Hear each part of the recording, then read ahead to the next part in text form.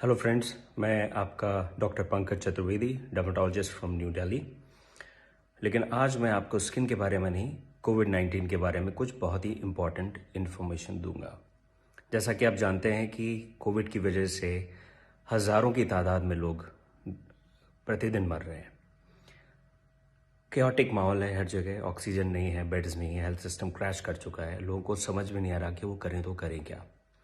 मैं आपको कुछ ऐसी इंपॉर्टेंट इन्फॉर्मेशन दूंगा जो किसी की लाइफ सेव करने में बहुत ही हेल्पफुल होगी।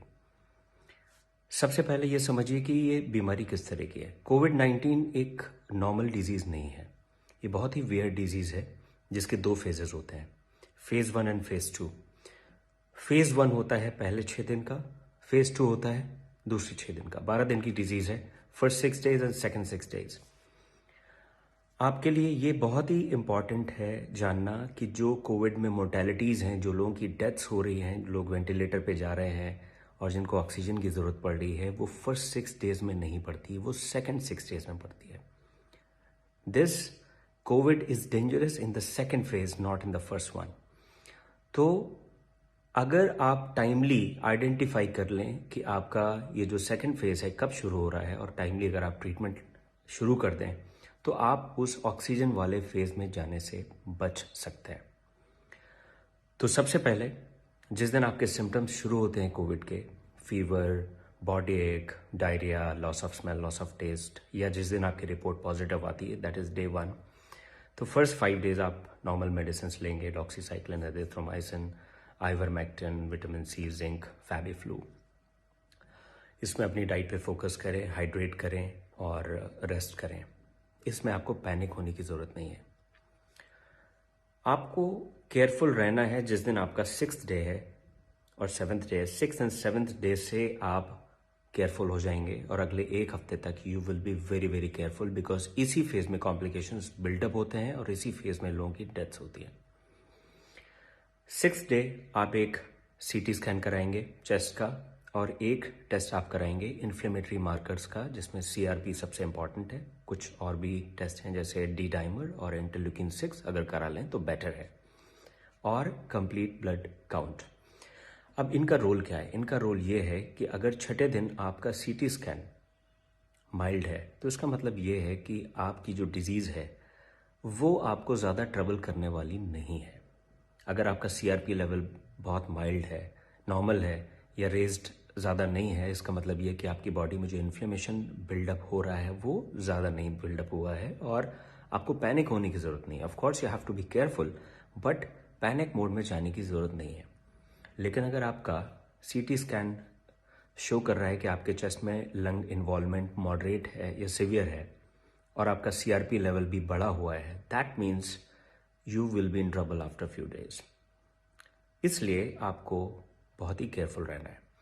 अगर ये लेवल्स आपके मॉडरेट टू सीवियर आते हैं, सीआरपी का लेवल बढ़ा हुआ आता है, तो immediately you will consult a physician and from 6th और 7th day you will start your steroids and blood thinners.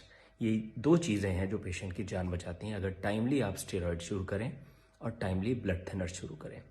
लेकिन इसका मतलब ये नहीं कि आप अपने आप को सेल्फ मेडिकेट करें, क्योंकि अगर स्टेरॉइड्स आपने फर्स्ट फेज में ले लिए, क्योंकि आजकल सोशल मीडिया पे और व्हाट्सएप यूनिवर्सिटी में बहुत सारे लोग ज्ञान देते हैं कि हाँ स्टेरॉइड्स बड़े यूज़फुल हैं, और जैसे ही पेशेंट्स की रिपोर्ट आती है डे 1 से वो स्टेरॉइड शुरू कर देते हैं। That is bad. अगर आपने स्टेरॉइड्स फर्स्ट फेज में लिए, they will be dangerous for you, because उस वक्त वायरस रेप्लिकेट कर रहा होता है और उस वक्त अगर आप स्टेरॉइड्स ले लें फर्स्ट 5 to 6 डेज में, दे विल बी हार्मफुल। तो जो भी मेडिकेशंस लेने हैं वो अपने फिजिशियन और अपने डॉक्टर की एडवाइस पे ही लेने हैं।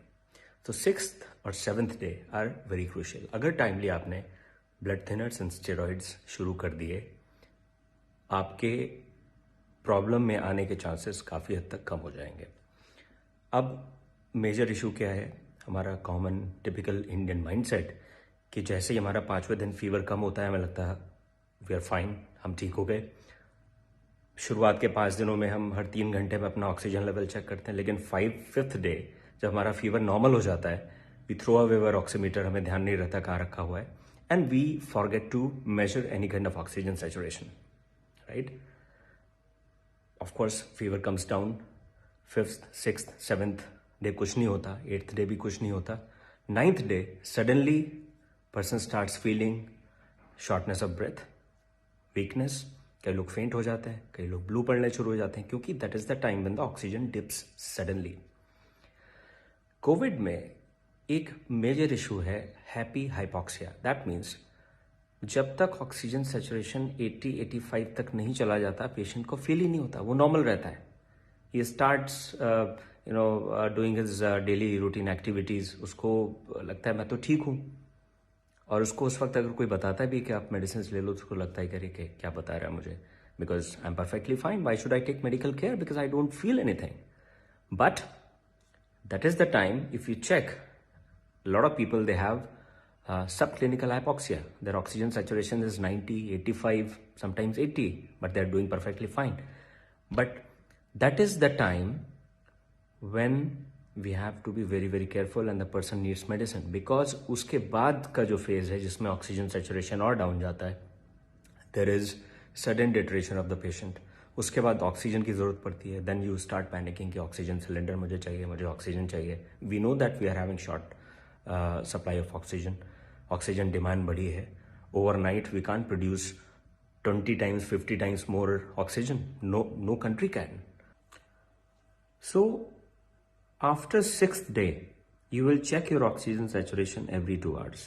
हर 2 घंटे पे आप अपना ऑक्सीजन सैचुरेशन चेक करेंगे। कैसे चेक करेंगे? राइट हैंड, या अगर आप लेफ्ट हैंडेड पर्सन है तो आपका लेफ्ट हैंड, उसकी मिडिल फिंगर, और वो भी तब जब ये मूव ना कर रही हो। तो इसको आप स्टेबल पोजीशन में रखेंगे, ऑक्सीमीटर लगाएंगे और कोशिश करेंगे कि इसमें कोई मूवमेंट ना हो। उस वक्त आप अपना ऑक्सीजन सैचुरेशन चेक करेंगे। उसके बाद आप वॉकिंग पोजीशन में भी अपना सैचुरेशन चेक करेंगे, जिसको बोलते हैं 6 minutes वॉक टेस्ट। आप ऑक्सीमीटर लगाएंगे, 6 minutes के लिए वॉक करेंगे और उसके बाद देखेंगे कि आपका ऑक्सीजन सैचुरेशन कितना है। इट शुड नॉट फॉल 5% और मोर देन दैट। अगर आपका ऑक्सीजन सैचुरेशन वॉक करने के बाद 5% डाउन जा रहा है, that means your lungs are affected and you have to be extremely careful and seek medical attention.